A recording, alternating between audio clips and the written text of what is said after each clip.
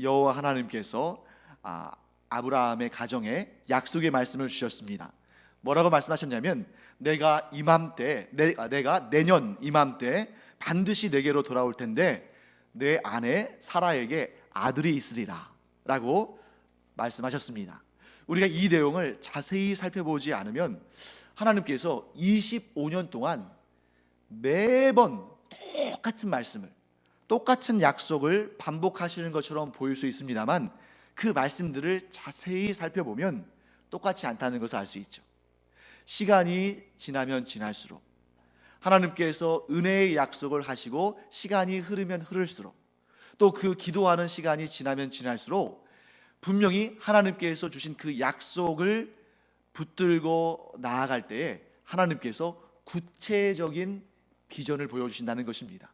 그래서 처음에는 우리 지난 시간에 살펴봤죠. 처음에는 아들 즉 후사를 주겠다, 상속자를 주겠다라고 약속하셨는데 그 다음에는 그 상속자가 너의 종도 아니고 너의 후첩도 아니고 너의 조강지처인 사라를 통해서 그 상속자가 나올 것이다 라고 약속하셨습니다. 그리고 지난 시간에 이제 마지막으로 한 번 더 말씀하시는데 뭐라고 말씀하신 거예요? 내년 이맘때 시간까지 정해주셨어요. 그러니까 이제 여러분 우리가 기도할 때 하나님의 그 약속을 붙잡고 기도할 때 여러분 하나님께서 아브라함에게 나타나신 것처럼 나에게도 나타나셔서 말씀하시면 너무 좋겠는데 그렇게 우리에게 나타나지 않으시는데 어떡합니까? 여러분 어쩌면 아브라함에게는 좀 죄송합니다만 아브라함보다 우리가 더 많은 은혜의 약속을 받은 사람들입니다. 왜냐하면 아브라함 안에서 우리가 하나님과 언약을 맺는 믿음의 언약을 우리가 하나님과 맺었을 뿐만 아니라 이 성경 66권에 담긴 이 하나님의 은혜의 말씀들을 우리가 아멘으로 화답하는 순간 이 말씀은 은혜의 언약 가운데 있는 우리에게 주어진 하나님의 약속인 줄 믿습니다. 그러니까 이 약속을 믿는 자는 이 성경 66권에 담긴 모든 은혜와 복들이 나에게 약속하신 하나님께서 나에게 주시는 그런 복과 은혜가 되는데 의심하며 믿지 아니할 때에 하나님은 의심하는 자에게는 그렇게 이런 약속하신 응답들을 주지 않으셔요. 왜? 의심한다는 것 자체가 그것을 받았다 할지라도 그것이 하나님께로부터 왔다는 것을 인정하지 않는다는 마음을 의미하는 것이기 때문입니다. 그래서 여러분과 제가 작정해야 됩니다. 나는 이제부터 하나님께서 성경 66권에 담아 놓으신 그 은혜와 복들이 내 안에 주어진 상속분이다 믿고 여러분들이 구하시기를 간절히 축원합니다. 하지만 동시에 성경에 담겨 있는 이 겸비하라는 말씀, 우리가 죄를 피해야 한다는 그 말씀, 우리가 거룩하게 살아야 한다는 그 거룩한 의무가 우리에게 주어진 것도 분명히 알아야죠. 우리에게 주어지는 그냥 거저 주시는 은혜, 풍성한 복, 이것만 나에게 주어진 걸로 생각하고 만일 우리에게 겸비하도록 주시는 말씀들, 겸손하도록 주시는 말씀들, 거룩한 삶을 살도록 주시는 말씀들은 나 몰라라 한다면 그것은 온전한 믿음이 아니겠죠. 그래서 여러분과 제가 온전한 믿음으로 성경 66권을 통해서 우리에게 복을 주시고 은혜를 주시는, 또한 우리가 실족하지 아니하도록 겸비하고 겸손하고 거룩한 삶을 살도록 우리에게 주시는 그 말씀들을 하나도 버리지 아니하고 우리가 믿음으로 받들고 믿음으로 그 말씀대로 살아가는 여러분과 제가 되기를 간절히 축원합니다. 자, 이제 오늘 내용으로 이제 우리가 나아가도록 하겠습니다. 자, 아브라함과 대화를 나누시고 또 아브라함의 대접을 받으신 이 세 분이 사실 최종적인 목적지가 아브라함의 집이 아니었습니다. 아브라함의 집은 잠깐 그 사이에 들르시면서 그에게 언약의 말씀을 주시고 그에게 복을 주시고 은혜를 베푸시기 위해서 들르신 것이고 이 세 분이 가시는 목적지는 어디예요? 소돔과 고모라 성이죠. 소돔과 고모라 성으로 향하기 위해서 길을 나섭니다. 그때 아브라함이 어떻게 했습니까? 그 세 분을 배웅하기 위해서 따라 나섰습니다. 이 아브라함이 이 세 분이 자기 장막 안에 계실 때, 자기 장막 앞에 계실 때에도 그들을 나가서 맞이해서 자기의 장막으로 모셔드리고 극진하게 대접했을 뿐만 아니라 이분들이 그 극진한 대접을 받아서 드시고 쉬신 다음에 떠나실 때에도 그분들의 길을 배웅하는 정말 아름답고 복된 그러한 친절을 베풀었죠. 그때 여호와께서 아브라함에게 이렇게 말씀하십니다. 내가 하려는 것을 아브라함에게 숨기겠느냐? 자, 여러분, 만일 아브라함이 여호와와 그 함께한 천사들을 영접하지 않았다면, 혹 영접했다 할지라도 배웅하는 친절을 베풀지 않았다면, 이 배웅길에 여호와 하나님께서 하신 말씀들을 듣지 못했을 겁니다. 그런데 이 아브라함은 정말 이 세 분에 대해서 극진하게 대접했을 뿐만 아니라 그분들에 대한 정말 그 마음속의 사랑과 존경과 감사의 마음으로 그분들이 가시는 길을 배웅하기 위해서 나섰다는 거죠. 그리고 그 길에서 놀라운 복의 말씀을 듣습니다. 뭐라고 말씀하시냐면 아브라함이 강대한 나라가 되고 천하 만민이 그로 말미암아 복을 받게 될 것이 아니냐. 여러분, 만일 아브라함이 이 세 분을, 여호와와 그와 함께한 천사들을 장막 안에서만 친절을 베풀고 장막 안에서만 대접했다면 이 말씀까지는 들었겠죠. 내년 이맘때에 내가 다시 올 때에 너에게 또 사라에게 아들이 있을 것이다. 이 복은 정말 대단한 복이잖아요. 그런데 아브라함이 이 세 분을 배웅하러 나간 그 길에 여호와 하나님께서 놀라운 복을, 정말 대단한 복을 주셨다는 것입니다. 아브라함이 강대한 나라를 이루고 천하 만민이 그로 말미암아 복을 받게 될 것이다. 사랑하는 성도 여러분, 이런 약속의 말씀을 우리에게 주신다면 정말 너무너무 감격스럽지 않겠습니까?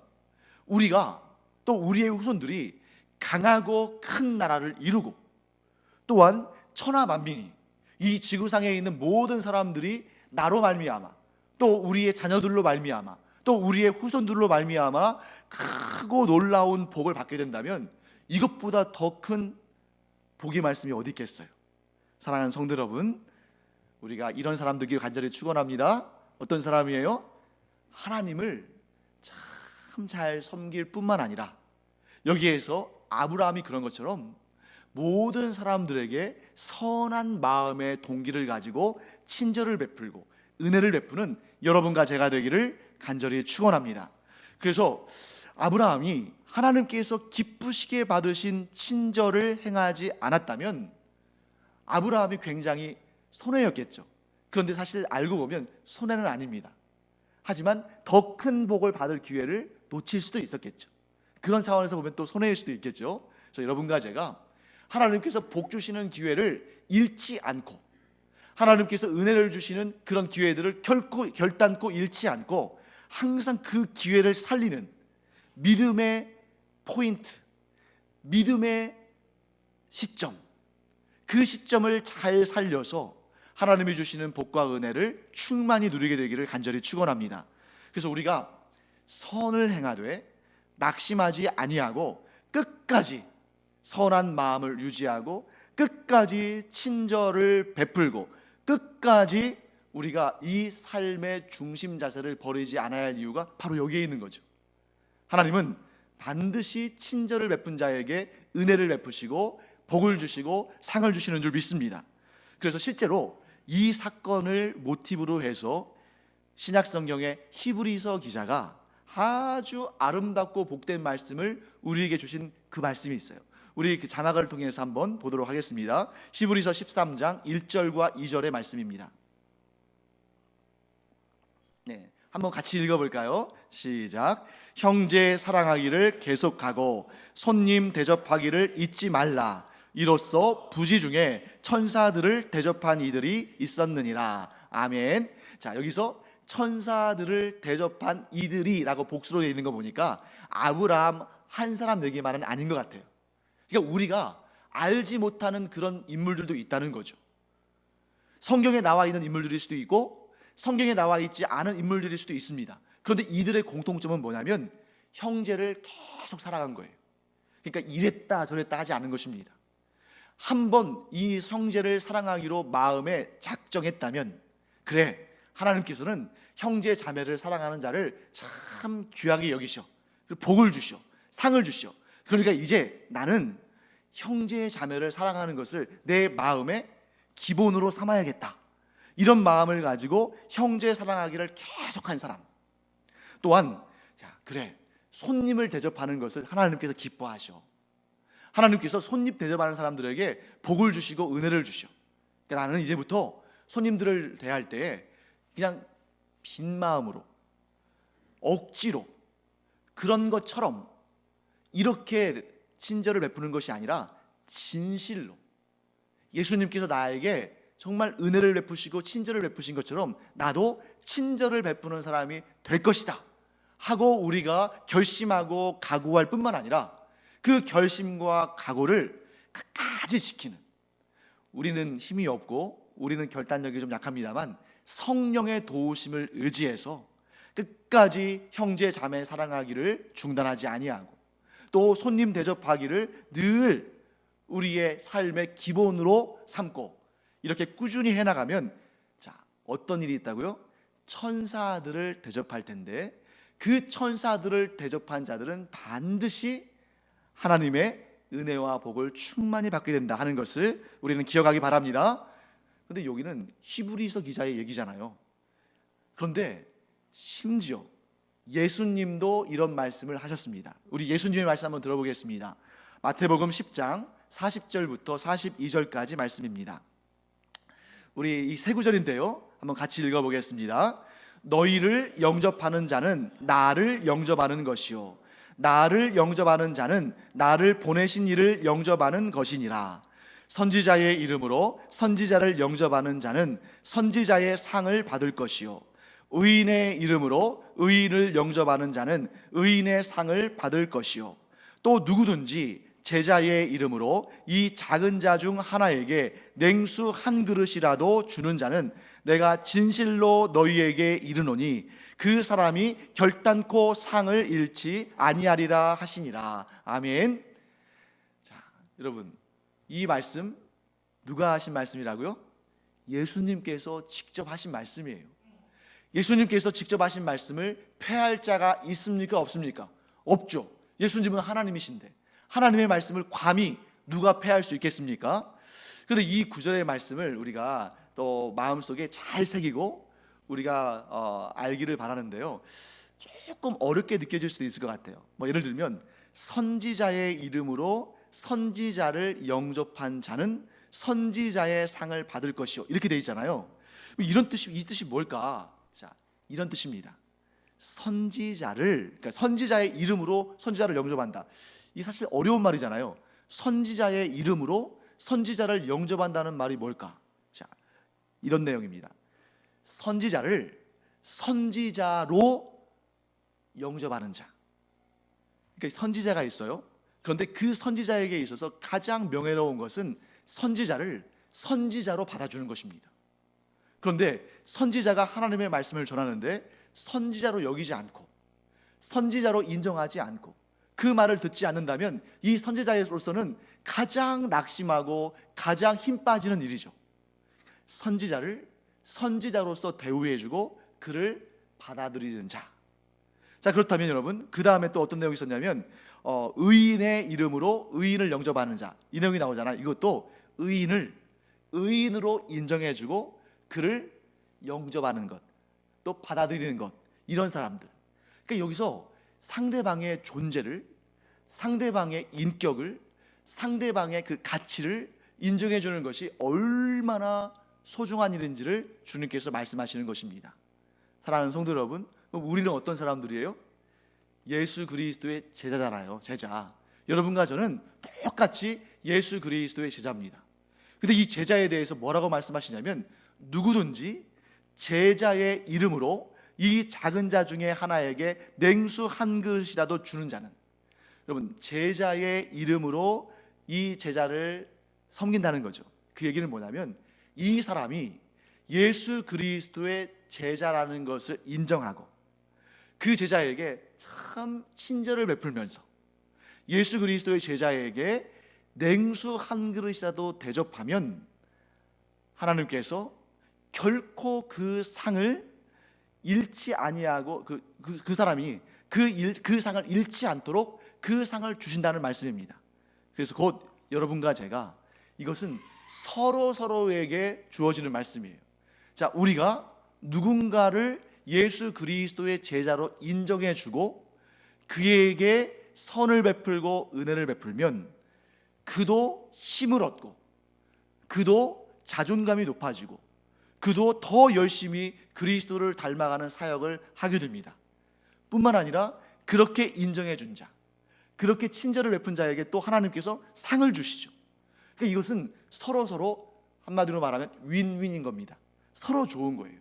그래서 여러분과 제가 먼저는 우리 그리스도인 공동체 안에서 서로를 인정해 주는 것입니다. 예를 들면 목사는 목사로서 인정해 주고 또 전도사는 전도사로서 인정해 주고 또 우리 성도들 또 성도로서 인정해 주면서 서로 격려하고 서로 칭찬하고 서로 힘이 되어주고 서로 허물은 덮어주고 서로 장점은 살려주는 이러한 긍정적인 좋은 쪽으로서의 우리의 시간들을 활용하기 시작한다면 하나님께서 얼마나 기뻐하시고 또한 그에 따른 상을 하나님께서 넘치도록 주실 줄 믿습니다. 그래서 여러분, 우리는 아브라함의 후예들입니다. 그래서 아브라함의 믿음이 우리에게 있는 줄 믿습니다.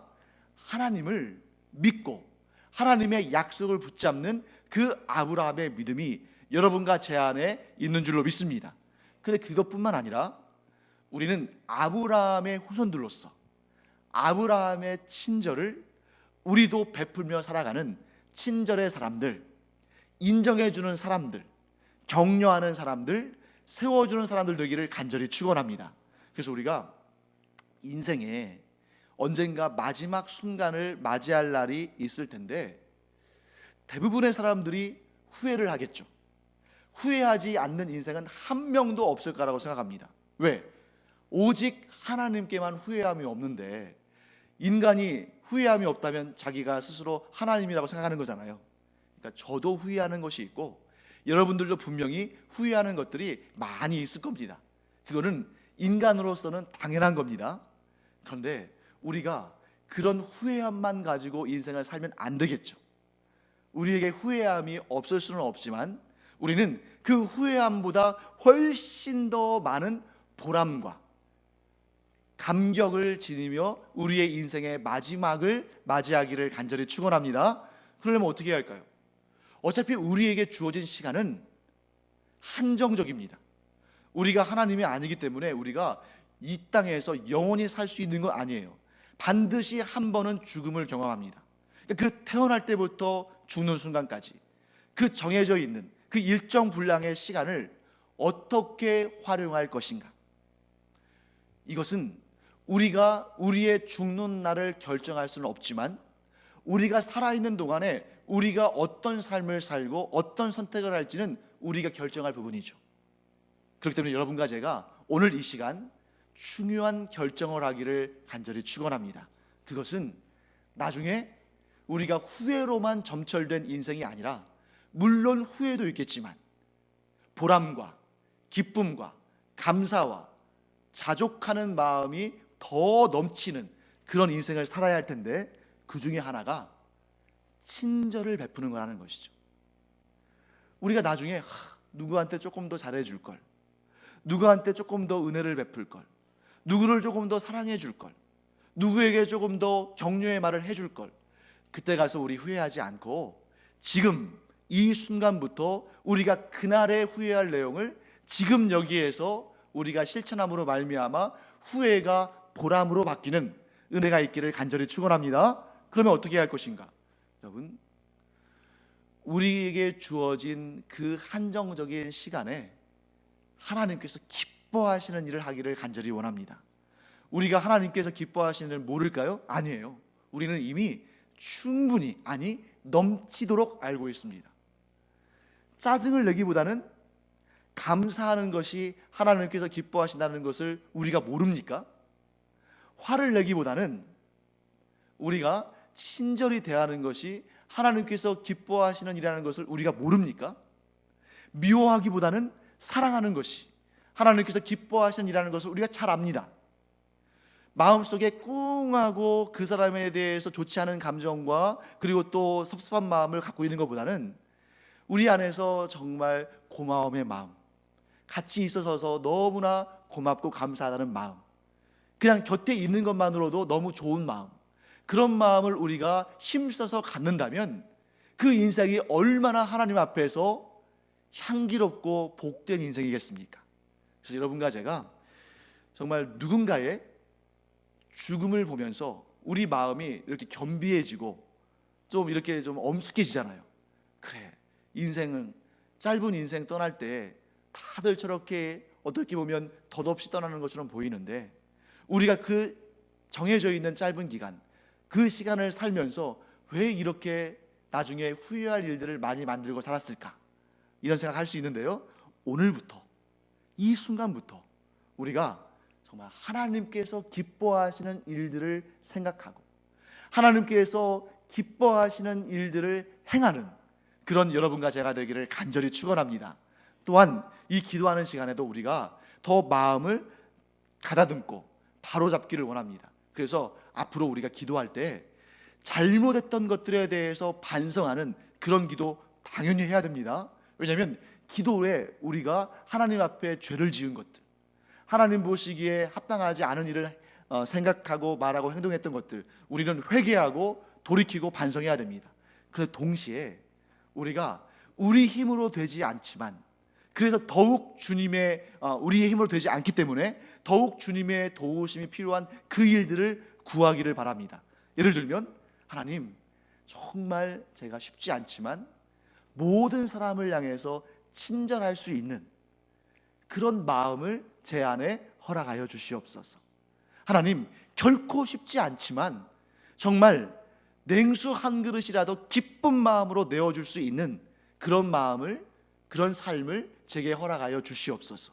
하나님, 때로는 너무나 힘들지만 우리 주변, 내 주변에 있는 사람들을 모두 이해하고 용납하고 안아주고 또 함께 하나님 나라를 이렇게 확장해 갈 그런 동역자로서 격려하고 힘이 되어주고 또 서로 섬기는 그런 삶을 살게 하여 주시옵소서.